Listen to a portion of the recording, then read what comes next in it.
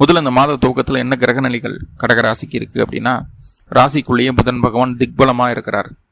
ராசிக்கு 3ஆம் இடத்துல கேது, ராசிக்கு 8ஆம் இடத்துல சனி பகவான் வக்ரமாக, அஷ்டமச்சனி ஆனால் வக்ரமாக இருக்கிறார். ராசிக்கு 9ஆம் இடத்துல ராகு பகவான், ராசிக்கு 10ஆம் இடத்துல சந்திரனும் செவ்வாயும், செவ்வாய் திக்பலம் அடையுது. செவ்வாய் 10ல் இருக்கிறது ரொம்ப ரொம்ப நல்ல விஷயம். ராசியாதிபதியும் 10க்கு போயிட்டாரு, அங்கே சந்திர மங்கள யோகம் ஏற்பட்டாச்சு. இந்த மாத தூக்கத்தில் கடகத்திற்கு 10ஆம் இடத்துல தொழில் ஸ்தானத்தில் சந்திர மங்கள யோகம். ராசிக்கு 11ஆம் இடத்துல குரு பகவான், ராசிக்கு 12ஆம் இடத்துல சூரியனும் சுக்கிரனும் இணையக்கூடிய ஒரு சூழல். ஸோ இந்த கிரகநிலைகள் அடிப்படையில் இந்த மாதமானது துவங்குது. இந்த மாதத்தில் என்னென்ன கிரகங்கள் பயிற்சி ஆகுது அப்படின்னா, முதல்ல 7/7/2024 அன்னைக்கு சுக்கிர பகவான் உங்கள் ராசிக்குள்ளே வரக்கூடிய ஒரு அமைப்பு. மிதுன ராசிலேருந்து கடக ராசிக்குள்ளே பயிற்சி ஆகிறார் சுக்கிரன் 7/7. 7/7 பயிற்சி ஆயிடுச்சுன்னா 31/7/2024 வரைக்கும் சுக்கிரன் உங்கள் ராசிக்குள்ளே தான் இருக்க போகிறார்.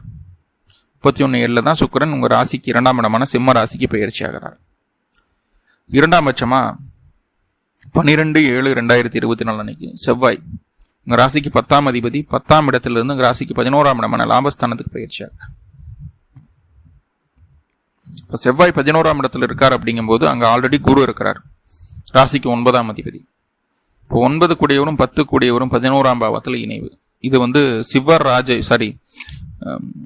தர்ம கர்மாதிபதி யோகம், கூடவே குரு மங்கள யோகம். 2 யோகமும் உங்கள் ராசிக்கு 11ஆம் இடத்துல உருவாகுது. குருமங்கள யோகமும் தர்ம கர்மாதிபதி யோகமும் உருவாகுது. ரொம்ப ரொம்ப அற்புதமான பலன் தரக்கூடிய யோகங்கள் கடகராசிக்கு. இந்த கிரகச்சேர்க்கை கடகராசிக்கு இருக்கிறது ரொம்ப பெஸ்ட், நல்லது. ஸோ அதனால் என்னென்ன மாற்றங்கள் நடக்குது அப்படிங்கிறத பார்க்க போகிறோம். அடுத்ததாக 16/7/2024 அன்னைக்கு உங்களுடைய ராசிக்கு 2ஆம் அதிபதியான சூரியன் விரயஸ்தானத்திலிருந்து உங்கள் ராசியான கடகராசிக்குள்ளே பயிற்சி ஆகிறார். அப்போது இந்த மாதத்தில் கடைசி 15 நாட்கள் உங்கள் ராசிக்குள்ளே தான் இருக்க போகிறார் சூரியன். 2ஆம் அதிபதி தனம் வாக்கு குடும்பஸ்தான அதிபதி ராசிக்குள்ள. இது என்ன பலன்களை தரப்போகுது அப்படிங்கிறத பார்க்க போகிறோம். 19/7/2024 புதன் பகவான் சிம்ம ராசிக்குள்ளே பயிற்சி ஆகிறார். 19/7/2024 உங்கள் ராசிக்கு 3ஆம் அதிபதியான புதன் உங்கள் ராசிக்கு 2ஆம் இடமான தனம் வாக்கு குடும்பஸ்தானத்துக்கு பயிற்சி ஆகிறார். ஸோ இதனால என்னென்ன ப்ளஸ் மைனஸ் அப்படிங்கிறத பார்க்க போகிறோம். முதல்ல சுயதொழில் செய்யக்கூடிய நபர்களுக்கு இந்த மாதம் எப்படி இருக்க போகுது? கடகத்திற்கு 10ஆம் இடம் அப்படின்னு சொல்லக்கூடியது மேசராசி. அதுதான் தொழில் ஸ்தானம் கடகத்துக்கு. அதன் அதிபதி செவ்வாய். முதல் 12 நாட்கள் செவ்வாய் திக்பலமா ஆட்சி பலத்தில் ராசிக்கு 10ஆம் இடத்திலே பலம் பெற்றிருக்கக்கூடிய ஒரு சூழல். இப்போ கடகராசிக்கு தொழிலில் முதல் 12 நாட்களுக்கு எந்த விதமான சிரமங்களும் கிடையாது. யார் குறுக்க வந்தாலும் யார் எதிர்த்து நின்னாலும் அத்தனையும் உங்களால் சமாளிக்க முடியும்.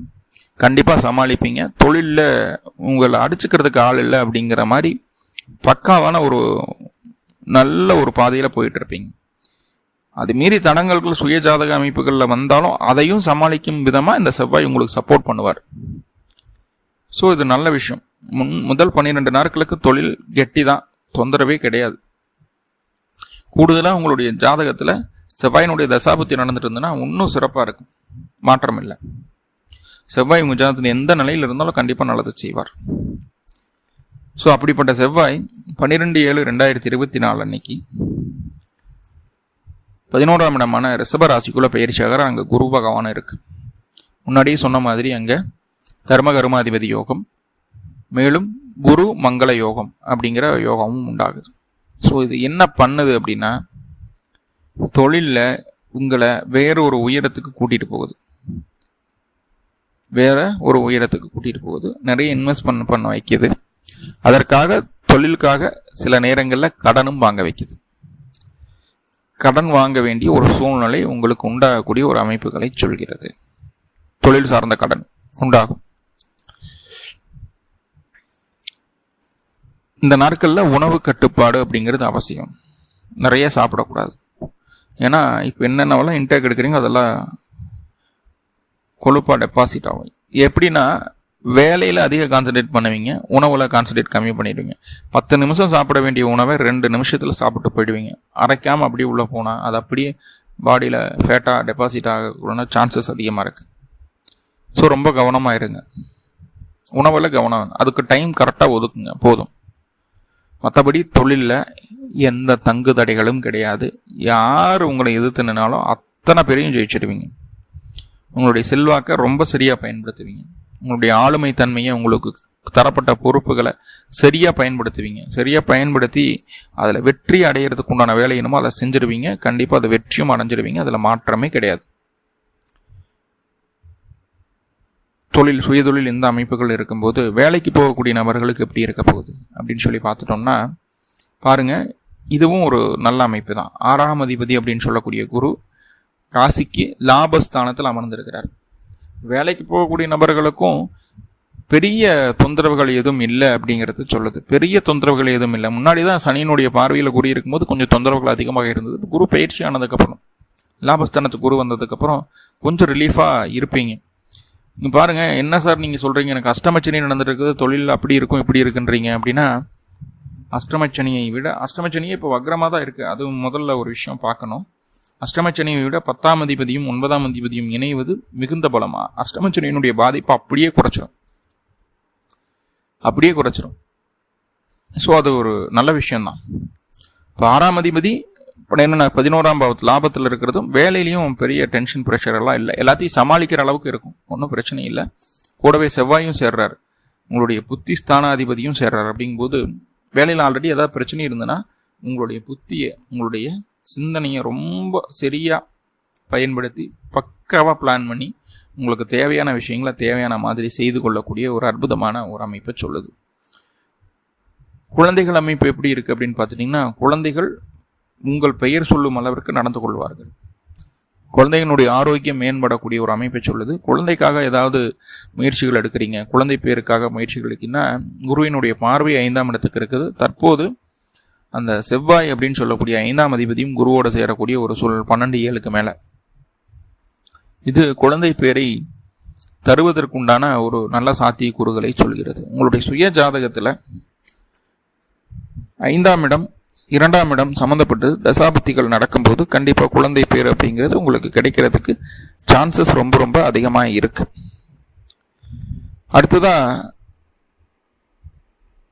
உடல் ஆரோக்கியம். கடகராசிக்கு 4ஆம் அதிபதி அப்படின்னு சொல்லக்கூடிய சுக்கிரன் முதல் 7 நாட்களுக்கு விரயஸ்தானத்தில் இருக்கார். அப்போ இங்கே உடல் ஆரோக்கியம் அப்படிங்கிறது கொஞ்சம் கஷ்டப்பட வேண்டிய ஒரு சூழல். வயது முதிர்ந்த நபர்களுக்கு நடக்க பிடிக்க எல்லாம் சிரமமாக இருக்கும். கைகால் மூட்டு வலிகள்லாம் இருக்கும். சில நபர்களுக்கு யூரினில் தொந்தரவு இதெல்லாம் இருக்கக்கூடிய ஒரு சூழ்நிலை இருந்திருக்கும்.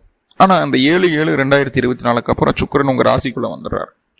4ஆம் அதிபதி ராசிக்குள்ள, 11ஆம் அதிபதி ராசிக்குள்ள வந்ததுக்கு அப்புறம் ரொம்ப ரொம்ப ஃப்ரீயா, உடல்ல தொந்தரவுகள் இருந்தாலும் அந்த பிரச்சனைகள் படிப்படியாக குறையிறத நம்மளால உணர முடியும். கண்டிப்பாக உணர முடியும். ரொம்ப ஃப்ரீயாக ஃபீல் பண்ணுவோம். ஓகே, நம்மளுக்கு உடம்பு சரியாயிட்டு இருக்குது அப்படிங்கிறது உணர்வும். உடம்பு சரியாயிட்டு இருக்கு அப்படிங்கிறது உணர்றதை காட்டலும் அந்த மாதிரி உடம்பு பிரச்சனைங்கிற ஒரு எண்ணமே மைண்டில் இருக்காது. அது அப்படியே வெளியில் போயிடும். நம்ம அடுத்த வேலையில் பார்க்க ஆரம்பிச்சிடுவோம். உங்களுடைய திறமைக்கான அங்கீகாரம் பூர்ணமாக கிடைக்கும். தாய் வழி உறவுகள் முழு ஆதரவு உங்களுக்கு தருவார்கள். அதுவும் தாய் வழி உறவுகளில் பெண் அப்படின்னு சொல்லக்கூடியவங்க, அக்காவா, அண்ணியா, சித்தியா, அத்தையா, யார் வேணாலும் இருக்கலாம், பெண்களினுடைய ஆதரவு பூரணமாக கிடைக்கும். மூத்த சகோதரம் தன்னுடைய கட்டுப்பாட்டுக்குள் நீங்கள் இருக்க வேண்டும் என்ற எண்ணத்தை கொடுக்கும். அந்த மாதிரி நடந்துக்குவாங்க. கூடவே பாலிய நண்பர்கள் உங்களை தேடி வந்து உங்கள்கிட்ட பேசி பழகக்கூடிய ஒரு சூழ்நிலையை சொல்கிறது. சித்தப்பாவினுடைய ஆதரவும் பூர்ணமாக இருக்கு. இப்போ உடல் ஆரோக்கியம் நல்லா இருக்க போது. படிப்பு அப்படின்னா படிப்பும் பிரச்சனை இல்லைங்க. 2ஆம் அதிபதி சூரியன் 16ஆம் தேதிக்கு மேலே ராசிக்குள்ளே வந்துடுறாரு.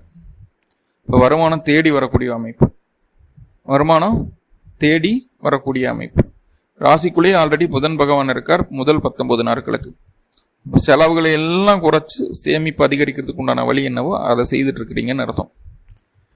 இப்போ கால்குலேட் பண்ணிடுவோம், என்னென்னவெல்லாம் பண்ணால் செலவாகுது, அப்போ எதையெல்லாம் செய்யணும் எதெல்லாம் செய்யக்கூடாது அப்படிங்கிறத பிளான் பண்ணி அதுக்குண்டான வேலைகளை செய்யக்கூடிய ஒரு அமைப்புகளுக்குள்ளே வந்துடணும். ஸோ அதை நம்ம பிளான் பண்ணி வச்சுருப்பீங்க. கண்டிப்பாக செலவுகளை குறையும், சேமிப்பு அதிகரிக்கும், அதுக்குண்டான வேலையும் நடக்கும். இதில் எந்த மாற்றமும் இல்லை. சேமிப்பு அப்படிங்கும்போது இந்த மாதம் நல்லபடியாக தான் இருக்க போகுது. குடும்பத்தில் இருக்கக்கூடிய பிரச்சனைகள் படிப்படியாக குறையும்.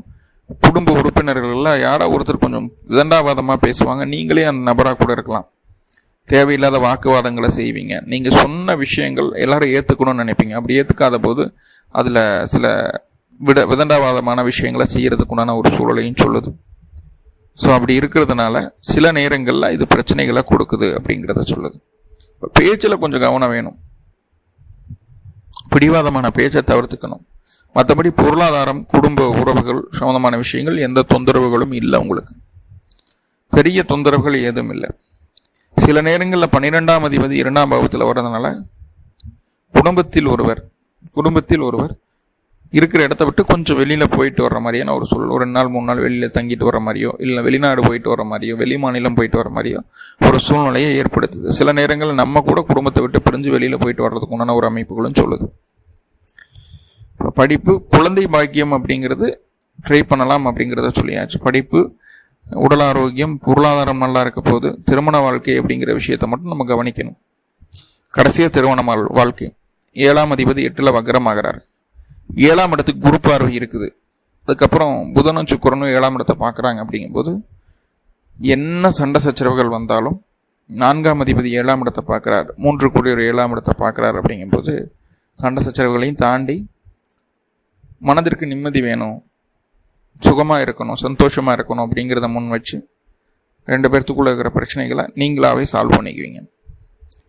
என்ன, உங்களை விட உங்களுடைய வாழ்க்கை துணை ரொம்ப பிடிவாதமாக இருப்பாங்க. நான் சொல்கிறத கேட்கணும் அப்படிங்கிற ஒரு எண்ணத்தில் இருப்பாங்க.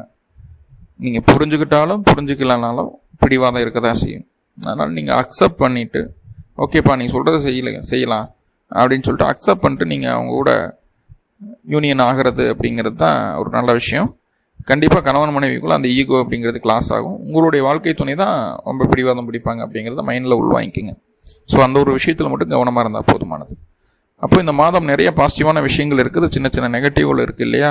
அந்த நெகட்டிவை பாசிட்டிவாக மாற்றிக்கிறதுக்கு என்ன பண்ணணும் அப்படின்னா, அருகில் இருக்கக்கூடிய முருகன் ஆலயங்களுக்கு சென்று முருகனுக்கு தேன் தினை மாவு வாங்கி கொடுக்கணும். கூடவே 2 நல்லெண்ணெய் தீபம். தேன் தினை மாவு முடியல அப்படின்னா நல்லெண்ணெய் தீபம் மட்டும் போடுங்க. ஒரு 1/4 லிட்டர் பால் வாங்கி கொடுங்க, அபிஷேகம் பண்ண சொல்லி போதும். பிறந்த கிழமை அன்னைக்கு, பிறந்த நட்சத்திரத்தன்னைக்கு இந்த வழிபாடு செய்துட்டு வாங்க. இந்த மாதம் ரொம்ப சக்ஸஸ்ஃபுல்லான மாதமாக இருக்கும். ஆல்ரெடி நல்லாவே இருக்குது, இன்னும் நல்லா ஆகிறதுக்கு இந்த விஷயங்களை சொல்லுவேன். கடகராசி என்பவர்களுக்கு எல்லா விதத்திலும் நன்மைகள் நடக்கணும்னு சொல்லி எல்லாம் வல்ல பரம்பொருளை பிரார்த்தனை பண்ணிட்டு இருந்த பதிவை முடிச்சுக்கிறேன். நன்றி நண்பர்களே, நன்றி. வாழ்வளமுடன். திருச்சிற்றம்பலம்.